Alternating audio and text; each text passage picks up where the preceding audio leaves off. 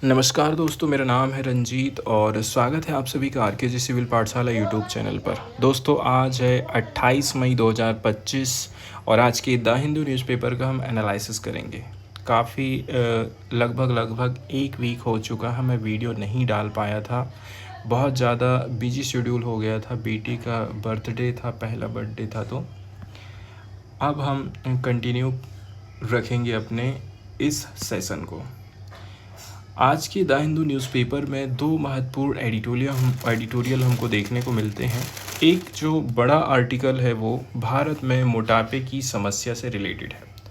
जब भी हम माल न्यूट्रिशन की बात करते हैं तो इसमें दो चीज़ देखने को मिलती है। भारत जैसे देश में तो डबल बर्डन हो गया है। एक तरफ तो भूखमरी है, ठीक है, मतलब कुपोषण की समस्या है, और दूसरी तरफ मोटापे की समस्या है। मोटापा हो रहा है खान पान से, हमारी लाइफ स्टाइल से। मतलब वैसे तो वो सारी चीज़ें तो खाने ही नहीं चाहिए, और यदि खा भी रहे हैं तो उस हिसाब से हम लोग एक्सरसाइज नहीं करते हैं, मेहनत नहीं करते हैं, जिससे मोटापा बढ़ता है। और मोटापा बढ़ने के साथ ही साथ बहुत सारे जो गैर संचारी रोग हैं वो होना चालू हो जाते हैं। इससे क्या होता है, हमारे देश की जो इकोनॉमी है मेनली युवा लोगों में ही आजकल चल रही है। यदि हमारे युवावस्था के लोग ही इस प्रकार से रोगों से ग्रसित रहेंगे तो जाहिर सी बात है हमारे देश की इकोनॉमी की जो ग्रोथ इंजन है वो रुक जाएगी। फिर भारत को बाहर से लोगों को लाना पड़ेगा, युवाओं को, और फिर ज़्यादा खर्चा करना पड़ेगा। एक रिसेंट आर्टिकल छपा था नेचर पत्रिका में। उसमें अध्ययन किया जाता है कि जो prevalence of metabolic dysfunction associated fatty liver disease है, मतलब लीवर में फैट जमा हो जाना। अब इतना ज़्यादा हम नमक तला भुना खा रहे हैं तो वो जाहिर सी बात है कहीं ना कहीं जा कर के तो रुकेगा ही। तो ये चीज़ हमारे लीवर में जा कर के जमा होते जाती है, और इसका असर फिर सीधे सीधे हमारे हेल्थ के ऊपर पड़ता है। इसलिए जो MAFLD रोग है ये भी मोटापे से सीधे सीधे इसको रिलेट करके हम देख सकते हैं। इससे जो निष्कर्ष निकले थे वो काफ़ी अलार्मिंग थे, मतलब चौंकाने वाले, जिसमें बताया जा रहा है कि 84% पार्टिसिपेंट को फैटी लीवर था, जो कि बताता है MAFLD की बीमारी को। एंड 71% लोग ओबेस थे, मतलब मोटे थे। 100 में से 71%। ये डेटा काफ़ी ज़्यादा स्ट्राइकिंग स्टैटिक्स प्रोवाइड कर रहा है। इसके अलावा बहुत बिग एंड इंसीडुअस, मतलब गुप्त पब्लिक हेल्थ क्राइसिस की तरफ इशारा कर रहा है। सार्वजनिक हेल्थ संकट की ओर हम आगे बढ़ रहे हैं, जो इंडिया की अर्बन इकोनॉमी के साथ साथ उभर रहा है। देश की इकोनॉमी तो बढ़ रही है, लेकिन इसके साथ ही साथ में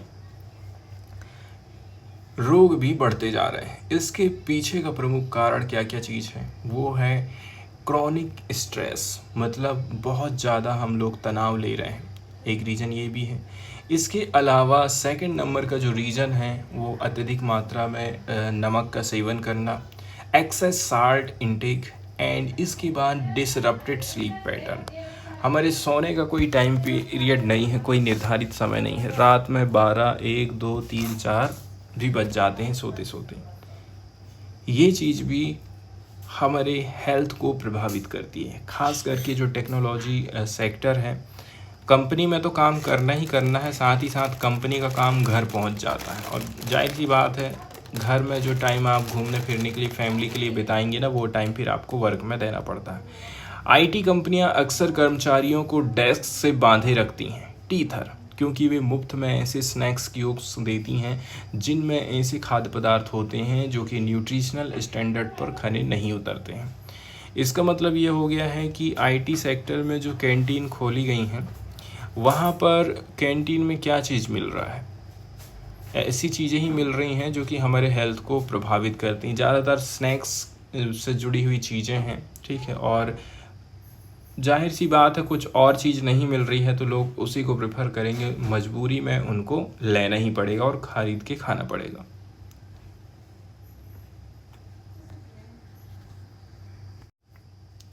अब चूँकि देखा जाए ये जो समस्या है गाँव में कम है, गाँव में दुबले पतले लोग ज़्यादा रहते हैं, लेकिन आज के समय में भी जो खेती किसानी है उसमें मेहनत कम हो गया है, आराम ज़्यादा हो गया है। इसलिए अब ये चीज़ गांव तक भी पहुंच गई है, लेकिन शहरों की अपेक्षा तो कम ही है। अर्बन इंडिया का ये क्राइसिस है। भारत इस समय पैराडॉक्सियल न्यूट्रिशनल लैंडस्केप से जूझ रहा है, मतलब विरोधाभासी पोषण की स्थिति, जहां एक तरफ तो अंडर न्यूट्रिशन की समस्या है, कुपोषण की समस्या है, और दूसरी तरफ हो जाता है ओवर न्यूट्रिशन। ये सारी चीज़ें अर्बन सेंटर्स में बढ़ते जा रही हैं। अब एक चीज़ से नहीं निपटना है। पहले हम सोचते थे कि भुखमरी ज़्यादा है इसलिए कुपोषण है, लेकिन आज के टाइम पीरियड में क्या खाना है क्या नहीं खाना है, इस चीज़ से भी निपटना हमें ज़्यादा ज़रूरी हो गया। साल 2021 में भारत ओवरवेट और ओबिसिटी प्रिवलांस में वर्ल्ड लेवल पर सेकंड नंबर पर था। अब आप खुद सोच लीजिए कि मोटापा में हम लोग कितना आगे थे। ठीक है, ये प्रवृत्ति स्पेशली मेट्रोपॉलिटन आईटी कॉरिडोर में हमको क्लियर दिखाई दी जाती है। यहाँ पर प्रोफेशनल्स अनजाने में एक साइलेंट मेटाबॉलिक क्राइसिस के एक प्रतीक बनते जा रहे हैं। भारत का ये एक प्रकार से डबल बर्डन है, माल न्यूट्रिशन का दोहरा बोझ है। एक तरफ तो रैम्पेड अंडर न्यूट्रिशन है, दूसरी तरफ ओवर न्यूट्रिशन की समस्या है। ये भारत की ग्लोबल हंगर इंडेक्स में लो रैंकिंग में हमको दिखाई भी देता है। WHO के हिसाब से देखा जाए, नॉन कम्युनिकेबल डिसीज़ मतलब NCDs की बात करें, गैर संचारी रोग की बात करें, 2019 में 74% ग्लोबल डेथ हुई थी इससे। वहीं यदि हम इसकी तुलना 2000 से करते हैं तो ये आंकड़ा 61% था, मतलब 10% से भी ज़्यादा वृद्धि हो चुकी है। नॉन कम्युनिकेबल डिजीज़ हम किनको बोलते हैं? जो कि एक व्यक्ति से दूसरे व्यक्ति में फैल नहीं रही हैं, लेकिन एक व्यक्ति को खाते हुए देख दूसरा व्यक्ति खा रहा है तो इससे ये बीमारी ज़रूर फैल रही है। ये जो बीमारियां होती हैं डिसप्रोपोर्शनेट रूप से लो और मिडल इनकम कंट्रीज़ मतलब निम्न और मध्यम आय वाले देशों को प्रभावित कर रही हैं, और इनमें भारत भी आ जाता है। WHO की 2024 वर्ल्ड हेल्थ स्टैटिक रिपोर्ट ये बताती है कि जो नॉन कम्युनिकेबल डिसीज़ है और मोटापा की समस्या समाज के सबसे अधिक इकोनॉमिकली प्रोडक्टिव सेगमेंट को तेज़ी से प्रभावित कर रहा है। अगर मजबूत पॉलिसी इंटरवेंशन नहीं किया जाता है तो साउथ ईस्ट एशिया जैसे सेक्टर 2030 के सस्टेनेबल डेवलपमेंट गोल के उन टारगेट को प्राप्त नहीं कर पाएंगे जो कि नॉन कम्युनिकेबल डिसीज़ के अंतर्गत होने वाली समय से पहले मृत्यु को कम करने के लिए टारगेटेड किए गए हैं। अब हम जिस बीमारी की बात कर रहे हैं वो है MAFLD मतलब माल न्यूट्रिशन की बात कर रहे हैं, तो इसमें MAFLD बीमारी आ गई, मतलब लीवर में फैट जमा हो जाना। सेकंड बीमारी है मोटापा, फिर है डायबिटीज़। ये सारे नॉन कम्युनिकेबल डिसीज़ की श्रेणी में आ जाते हैं। इनका बढ़ना मतलब हेल्थ और देश की इकोनॉमी दोनों के लिए एक प्रकार से झटका ही रहेगा। माल न्यूट्रिशन की जो पारंपरिक पहले हम हमेशा बोलते थे भूखमरी और इमासिएशन मतलब कंकाल जैसी हड्डी हो जाना, शरीर पूरा हड्डी का ढांचा बन जाना, पहले यही सोचते थे। आज के टाइम पीरियड में ये चीज़ मेटाबॉलिक डिसरप्शंस एंड ओबेसिटी में बदल चुकी है। आज की फास्ट पेस्ड लाइफस्टाइल जिसमें मुख्य भूमिका होती है स्क्रीन हैवी वर्क, लंबे समय तक मोबाइल स्क्रीन हम देख रहे हैं, ठीक है। इसके अलावा पुअर डाइटरी चॉइसेस हम ले रहे हैं, अर्बन प्रेशर हो रहा है, ये सारे भी कुछ प्रमुख रीज़न है जिसके चलते चलते हमारे देश में मोटापा बढ़ते जा रहा है।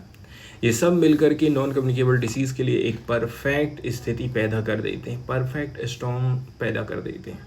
इसके बहुत सारे हिडन कॉस्ट छिपे हुए हैं, जैसे कि वर्कफोर्स प्रोडक्टिविटी घट जाती है, हेल्थ केयर में ज़्यादा पैसा खर्चा करना पड़ेगा, पब्लिक हेल्थ सिस्टम पर दबाव बढ़ जाता है। अब इस क्राइसिस से निपटने के लिए हमको एक मल्टी प्रोन्ड अप्रोच, बहुआयामी रणनीति अपनाने की ज़रूरत है। सबसे पहला कदम होता है अर्बन प्लानिंग का।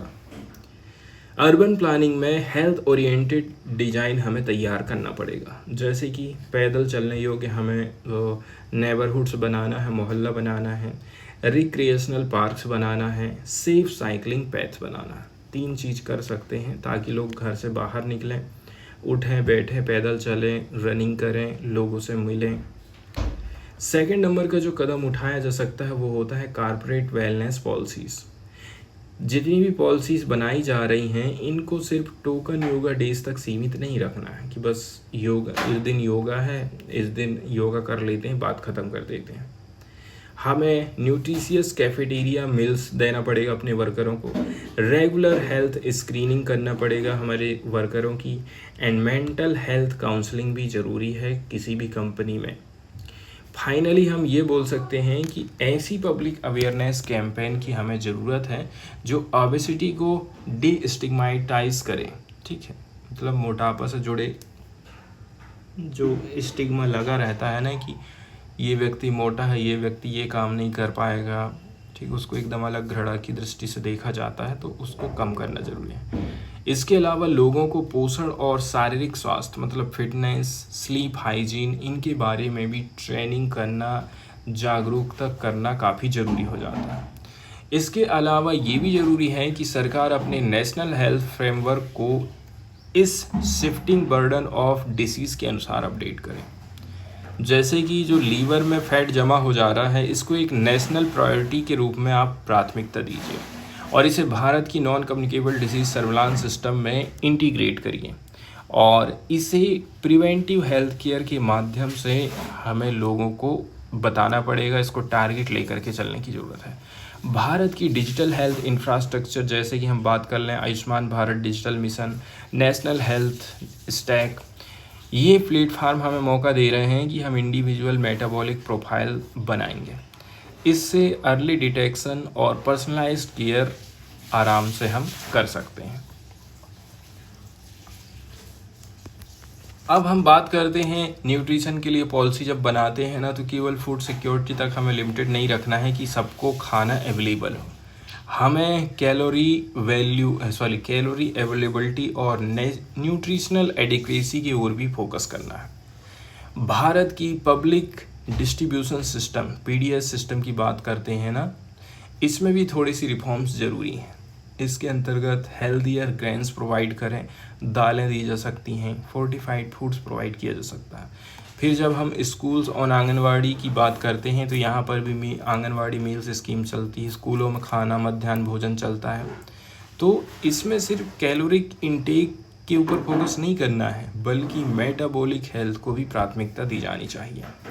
कोलैबोरेशन विद फार्मर्स, हमें किसानों के साथ मिलकर के भी चलने की ज़रूरत है ताकि हम किसानों को कहें कि आप हेल्दी फसल, हेल्दी क्रॉप्स ही उगाइए और उसको स्कूल खरीदेगा और बच्चे उसको खाएंगे। इससे एग्रीकल्चर इंसेंटिव्स और हेल्थ गोल्स को एक दिशा में हम जोड़ सकते हैं। ग्लोबल एक्शन भी बहुत ज़्यादा इम्पॉर्टेंट है, जैसे कि WHO की तरफ से अन्य जो इंटरनेशनल संस्थाएं हैं वो क्या बोलती हैं, लीवर में जो फैट जमा हो रहा है MAFLD की बीमारी के लिए डायग्नोस्टिक गाइडलाइन जारी करना चाहिए। लो एंड मिडिल इनकम कंट्रीज़ को सर्विलांस टूल्स देना चाहिए, शुगर टैक्स लगाया जाए, फ्रंट ऑफ पैकेज लेबलिंग होना चाहिए, एडवर्टाइजिंग रिस्ट्रिक्शन होना चाहिए। ये सारे कदम इंटरनेशनल लेवल पर उठाए जा सकते हैं, तो इनके ऊपर भी थोड़ा सा फोकस करना ज़रूरी है। तो फैटी लीवर के खिलाफ लड़ाई केवल एक मेडिकल कॉलेज अकेला नहीं कर सकता। ये हमारे लिए मेडिकल चैलेंजेस अकेला नहीं है, ये इस बात की टेस्ट है कि समाज preventive care, long term planning और ह्यूमन डिग्निटी को कितनी ज़्यादा अहमियत दे रहा है। जैसे कि हम लोग climate change, urban pollution, economic inequality से लड़ाई लड़ रहे हैं ना, ठीक उसी प्रकार से हमें अपने शरीर में पनप रही इस साइलेंट एपिडेमिक का भी सामना करना है। तो फैटी लीवर एक लीवर फैट अकेली की बात नहीं है, ये उन चॉइसेस की भी बात हो जाती है जो हम रोज़ कर रहे हैं, और उन सिस्टम की भी बात है जिससे हम हेल्दियर लाइफ्स मतलब स्वस्थ जीवन जी सकते हैं। दोस्तों, अगला वाला जो आर्टिकल यहाँ पर हम डिस्कस करने वाले हैं ये भारत और अफ्रीका के रिलेशन को बताता है। हिस्ट्री में देखा जाए अभी तक भारत और अफ्रीका के रिलेशन काफ़ी बेटर रहे हैं, लेकिन आज के समय में जो जियो पॉलिटिक्स है वो तेज़ी के साथ में बदल रहा है। अमेरिका हो चाहे वो चाइना हो, ये लोग अपनी बढ़त यहाँ पर हासिल किए हुए हैं, अपनी पहुँच बनाए हुए हैं हर सेक्टर में।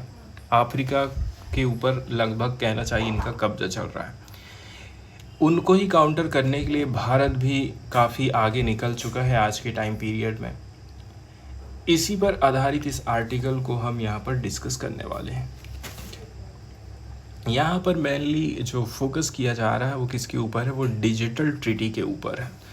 तो हमें एक ऐसी डिजिटल ट्रीटी लेकर के आने की ज़रूरत है जो कि म्यूचुअल रिस्पेक्ट, मतलब दोनों उसका सम्मान करें, दोनों लोग मिलकर के उसका विकास करें। एंड ये जो ट्रीटी है लॉन्ग टर्म इंस्टीट्यूशनल पार्टनरशिप पर बेस्ड होने चाहिए, मतलब इसको हमें संस्थागत बनाने की ज़रूरत है, लंबे समय तक इसको चलाने की ज़रूरत है। इस प्रकार से डिजिटल इंक्लूज़न को हम बढ़ावा दे सकते हैं। इसके लिए एक फ्रेमवर्क हमें बनाने की ज़रूरत है। अब भारत और अफ्रीका के बीच रिलेशन की चर्चा आज हम क्यों कर रहे हैं? अफ्रीका डे, अफ्रीका दिवस जो कि 25 मई को सेलिब्रेट किया जाता है, ऑर्गेनाइजेशन ऑफ अफ्रीकन यूनिटी की 1963 में स्थापना को बताता है। ये महाद्वीप की यूनिटी, इंडिपेंडेंस, डेवलपमेंट को बता रहा है कि भाई कंटिन्यू हम लोग संघर्ष किए हैं और आज आगे चल कर के यहाँ तक पहुँच पाए हैं। African unions digital transformation strategy 2020 से 2030 की हम चर्चा कर रहे हैं। मतलब अफ्रीकी संघ की डिजिटल परिवर्तन रणनीति इस विकास के एक नए युग की शुरुआत करने के लिए डिजिटल इनोवेशन को अपना एक टारगेट बना करके चल रही है। मतलब सरकार को ऐसे डिजिटल सॉल्यूशन लाना है जो कि समाज को, इकोनॉमी को, सबको प्रोग्रेस प्रोवाइड करे। ये जो दृष्टिकोण यहाँ पर दिखाई दे रहा है, ये भारत की डेवलपमेंट डिप्लोमेसी को भी अफ्रीका में नया रूप दे सकता है। भारत भी इसका फ़ायदा उठा सकता है। पिछले कई सालों से, कई दशकों से, डिकेड से भारत ने स्टेट लेड फाइनेंसिंग को, मतलब अपनी जेब से जो हम पैसा दे रहे हैं अफ्रीका को, हम सोचते हैं कि समाज ऊपर उठ सके। जैसे कि टेक्निकल ट्रेनिंग दे रहे हैं, कैपेसिटी बिल्डिंग के प्रोग्राम चला रहे हैं, कंसेशनल लाइंस ऑफ क्रेडिट, सस्ते दर पर हम रियायती ऋण सुविधाएं दे रहे हैं। इसके माध्यम से इंफ्रास्ट्रक्चर प्रोजेक्ट बन पा रहे हैं दुनिया में भारत की मदद से। आज के टाइम पीरियड में ऐसा हो गया है कि जो सोशल इंटरप्राइजेस हैं, मतलब सामाजिक उद्यम भी इससे जुड़ते जा रहे हैं, जो कि लो कॉस्ट और हाई इम्पैक्ट वाले इनोवेशन प्रोवाइड कर रहे हैं। ये बदलाव इंक्लूसिव और एडाप्टेबल पार्टनरशिप की दिशा में एक न्यू थिंकिंग को बता रहा है।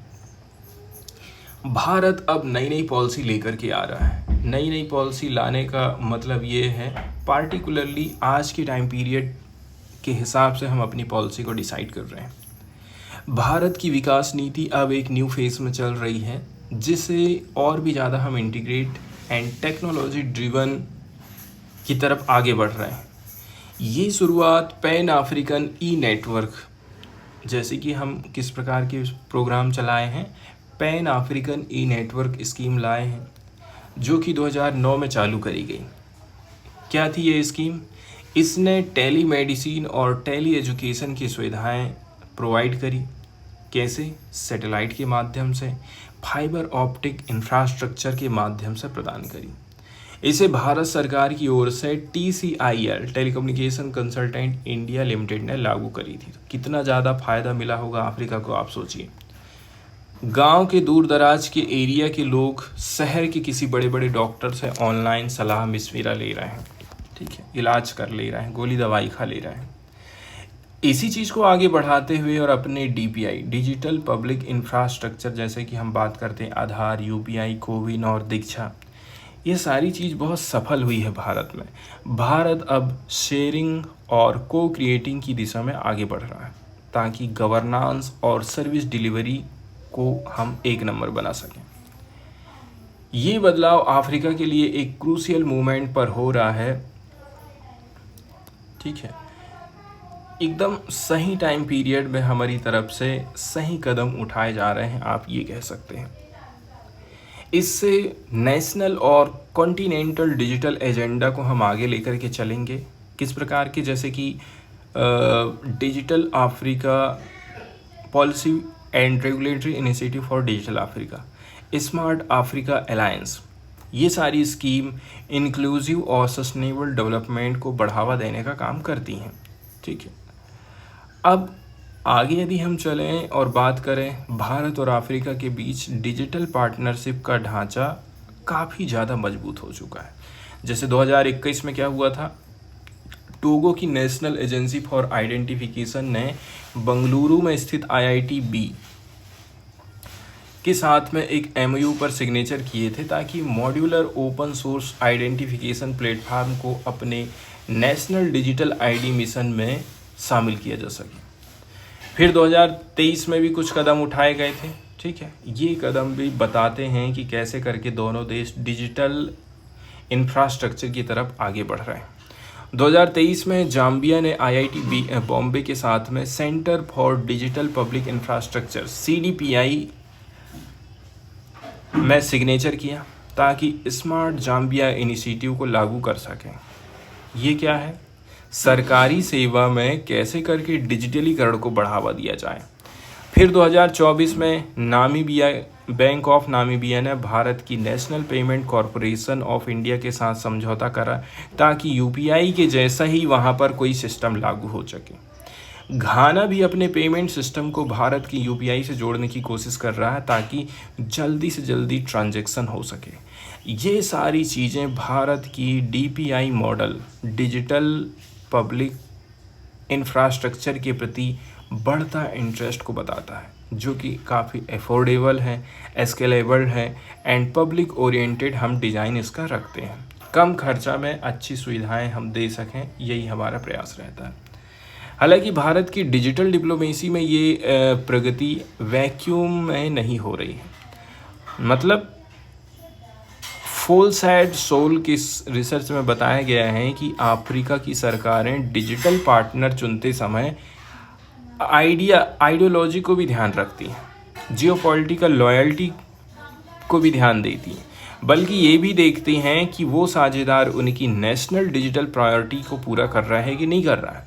भाई अफ्रीका क्या चाहता है, सबसे पहले तो वो डिसाइड करेगा, फिर वो देखेगा किससे मदद लेना चाहिए। इस संदर्भ में चाइना अक्सर एक पसंदीदा सहयोग बनकर के उभर रहा है, क्योंकि वहाँ की सरकार फाइनेंशियल मैकेनिज़्म एक नंबर रखती है। इससे क्या होता है, एडॉप्टेशन कॉस्ट को कम कर दिया जाता है, खास करके इंफ्रास्ट्रक्चर हैवी सेक्टर में। चीन अकेला ऐसा काम नहीं कर रहा है, यूरोपीय यूनियन, यूनाइटेड स्टेट और इंडिया भी अफ्रीका में अपना जड़ जमाने के लिए कोशिश कर रहे हैं। भारत को बाकी देशों से ये चीज़ आगे बढ़ा रही है, वो क्या है, डिजिटल पब्लिक इंफ्रास्ट्रक्चर को डिजिटल पब्लिक गुड के रूप में हम प्रस्तुत करते हैं। मतलब हम जो भी सुविधा दे रहे हैं एकदम खुली किताब है हमारी। दूसरी बात ये है, जो चीज़ यहाँ है वो चीज़ वहाँ भी हो जाएगी, ऐसा नहीं कि उनको गड़बड़ी जाएगी यूज़ करने में। तो भारत का जो मॉडल है डिजिटल इंफ्रास्ट्रक्चर वाला, सर्विलांस ड्रिवन है, प्रोप्रिएटरी है, इनकी बजाय पब्लिक ओरिएंटेड विकल्प प्रस्तुत कर रहा है। मतलब लोगों की सुविधा के हिसाब से ही हम चीज़ें बना करके दे रहे हैं। असल अवसर ये है कि इन टूल्स को लोकल कॉन्टेक्स्ट में हमें अनुकूलित करना है और केवल टेक्नोलॉजी ट्रांसफ़र तक हम सीमित नहीं रहेंगे, बल्कि जीनियन स्टेट लीड कोलैबोरेशन को हम बढ़ावा देंगे। इसी हिसाब से जांजीबार में IIT मद्रास की पहली फर्स्ट ओवरसीज़ कैंपस की हम ओपनिंग कर दिए हैं। ये बता रहा है भारत की रणनीतिक हस्तक्षेप को। ये शाखा में डाटा साइंस, आर्टिफिशियल इंटेलिजेंस में एडवांस एकेडमिक प्रोग्राम चलाए जाएंगे और भारत के प्राइवेट सेक्टर पार्टनर के साथ मिल करके स्कॉलरशिप भी ये दे रही है। सोच लीजिए, इतने बड़े बड़े प्रोग्राम अफ्रीका में हम चला रहे हैं कॉलेज खोल करके। ये इनिशिएटिव टेक्निकल कैपेसिटी बिल्डिंग को सोशियो इकोनॉमिक गोल के साथ जोड़ रही है। मतलब हम शिक्षा भी दे रहे हैं, छात्रवृत्ति भी दे रहे हैं, दोनों चीज़ को हम सपोर्ट कर रहे हैं। यदि इसको सही ढंग से विस्तार करेंगे ना, तो इस प्रकार के मॉडल अफ्रीका के डिजिटल इंफ्रास्ट्रक्चर को मजबूत बना देंगे। हालांकि चैलेंजेस अभी भी बहुत सारे हैं। अफ्रीका वर्ल्ड का लार्जेस्ट डिजिटल डिवाइड का घर है। मतलब यहाँ ये डिजिटल रूप से बहुत पिछड़ा हुआ है। जैसे कि high cost of data and service, 1 GB की कीमत वहाँ ज़्यादा होगी। रूरल अर्बन डिस्पैरिटीज़, शहर में अमीर हैं, गांव में गरीब हैं। एंड जेंडर गैप भी बहुत ज़्यादा है, पुरुष आगे हैं, लड़कियां पीछे हैं, ये सारी चीज़ें। इसके अलावा डिजिटल इंफ्रास्ट्रक्चर का विस्तार रिलायबल एनर्जी सप्लाई पर निर्भर करता है, जो कि कई देशों में एक क्रिटिकल बॉटलनेक है। डिजिटल ट्रांसफॉर्मेशन की बढ़ती एनर्जी डिमांड्स को पूरा करने के लिए कोऑर्डिनेटेड इन्वेस्टमेंट की ज़रूरत है, खास करके सस्टेनेबल पावर जनरेशन और ग्रिड एक्सपांसन में। लास्ट में कंक्लूज़न की बात कर लेते हैं। एक न्यू कॉम्पैक्ट की तरफ, न्यू ट्रिटी की तरफ हमें आगे बढ़ना है। इतनी सारी चुनौती, इतनी सारी प्रॉब्लम है, इसके बावजूद भी अफ्रीका में डिजिटल गवर्नेंस की जो ग्राउंड वर्क चीज़ें हैं वो काफ़ी अच्छी हैं।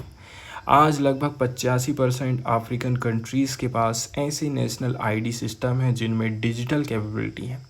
70% से अधिक देश बायोमेट्रिक डेटा का यूज़ कर रहे हैं। ठीक है, किसके लिए? अटेंडेंस लगाना है, कोई भी चीज़ करना है उसके लिए। जैसे कि आधार कार्ड का इस्तेमाल हम करते हैं सरकारी योजनाओं के लिए, ठीक उसी प्रकार से। तो ये एक प्रकार से हमें बेस मिल गया है। इस पर इंक्लूसिव और inter operable public digital platform का निर्माण किया जाना ज़रूरी है।